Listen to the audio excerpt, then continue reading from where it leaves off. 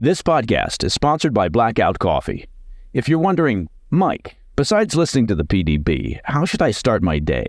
Well, the answer is by pouring yourself a great cup of American-made Blackout Coffee. Family-owned, premium coffee, fresh roasted, and shipped out within 48 hours of roasting.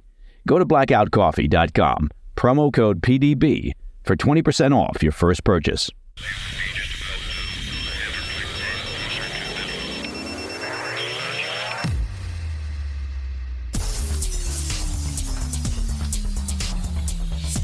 It's Friday, January 19th. Welcome to the PDB Afternoon Bulletin. I'm Mike Baker, your eyes and ears on the world stage. Let's get briefed. First, as Russia's war on Ukraine continues to drag on, NATO is preparing for their largest military drill in Europe since the Cold War. Also, North Korea claims to have tested a nuclear-capable underwater drone that allegedly triggers a large radioactive wave as the country issued a fresh round of threats against South Korea and the U.S. But first, our afternoon spotlight. NATO is preparing to conduct their largest military exercise since the Cold War next week, which will see an estimated 90,000 NATO personnel from all 31 member nations and Sweden participate in months-long war games. While NATO officials did not mention Russia by name in their announcement, NATO does identify the Putin regime as the most pressing threat to European security. General Chris Cavoli, NATO's top commander, said Thursday that the large-scale exercises, dubbed Steadfast Defender 2024 because all military exercises need to have a cool name, will begin next week and continue through May across Europe. The drills will reportedly rehearse the execution of NATO's regional plans, which detail how the alliance would respond to an expanded Russian attack on Eastern European member states, and that's according to a Reuters report. The show of strength is reportedly intended, at least in part, to send a clear message to Putin of what he would face if he ever attempts to expand the current war in Ukraine. Officials hope the display will deter any aggression by the Putin regime against member countries that share a border with Russia. General Cavoli said Thursday, quote, "Steadfast Defender 2024 will be a clear demonstration of our unity, strength, and determination to protect each other, our values, and the rules-based international order," end quote. Now, the drills will include some 50 naval ships from various member states, including aircraft carriers and destroyers, as well as more than 80 fighter jets, helicopters, drones, an estimated 1,100 combat vehicles, including 133 tanks, that's very specific, and 533 infantry fighting vehicles. The first stage of exercises will reportedly simulate an emerging conflict scenario against a near-peer adversary, focusing on mobilizing reinforcement forces from North America and efficiently transporting them to Europe for deployment. Another major part of Steadfast Defender will involve simulating the deployment of NATO's response force to their eastern flank in Poland. The alliance's response force is intended for rapid deployment in the event of an emergency. Other drills will involve the Baltic states, which are geographically the most vulnerable to Russian aggression.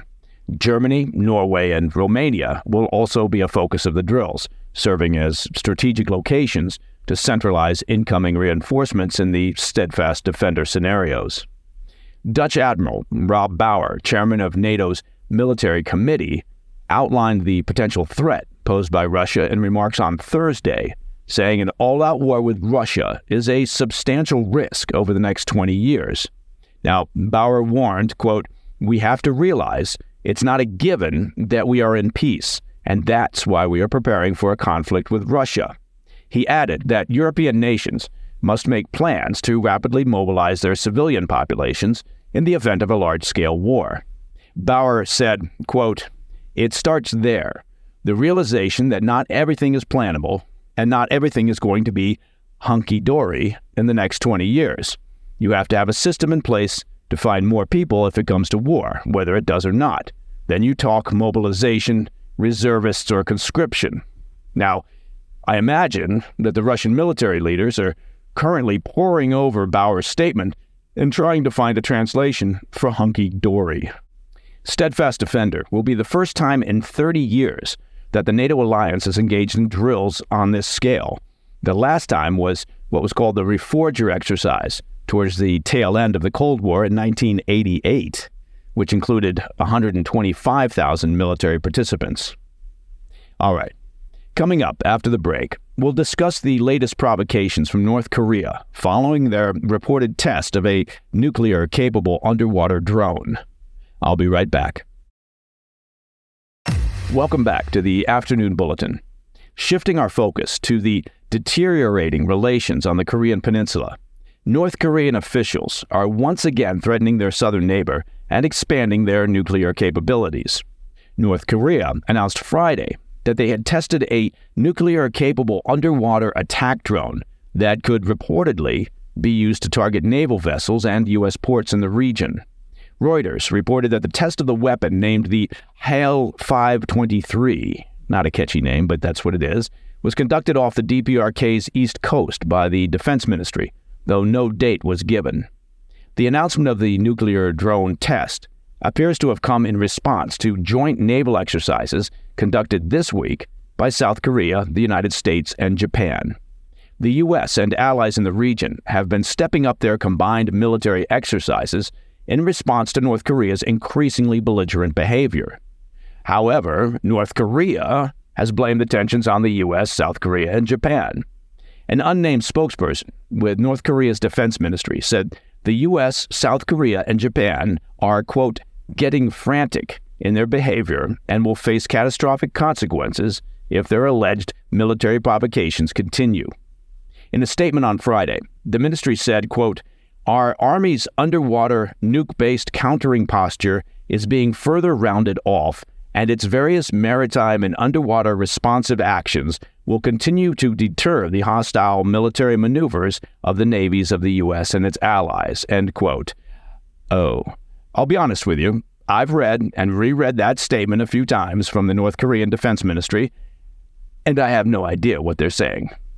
Now, the HALE weapon, which means, actually the translation for the HALE, and I apologize for my pronunciation, is tsunami, was first tested in March 2023 and can reportedly trigger a large radioactive wave through an underwater explosion meant for sneak attacks on naval vessels and ports in the region. Kim Jong-un reportedly came up with the idea after watching the Austin Powers movies. We should note that South Korean intelligence agencies have disputed the capabilities of this underwater drone. The U.S. has also not been able to independently verify North Korea's claims regarding the weapon. South Korea defiantly responded to the saber-rattling from the North, saying on Friday, quote, our military is thoroughly prepared for North Korea's provocations under a solid joint defense posture with the United States. South Korean officials added that the North would face an overwhelming response if they did attack. The latest escalation came last Sunday when North Korea successfully test-fired an intermediate-range missile outfitted with a hypersonic warhead. And that, my friends, is the PDB Afternoon Bulletin for Friday, 19 January. If you have any questions or comments, please reach out to me at pdb@thefirsttv.com. I'm Mike Baker. I'll be back on Monday. Until then, stay informed, stay safe, stay cool.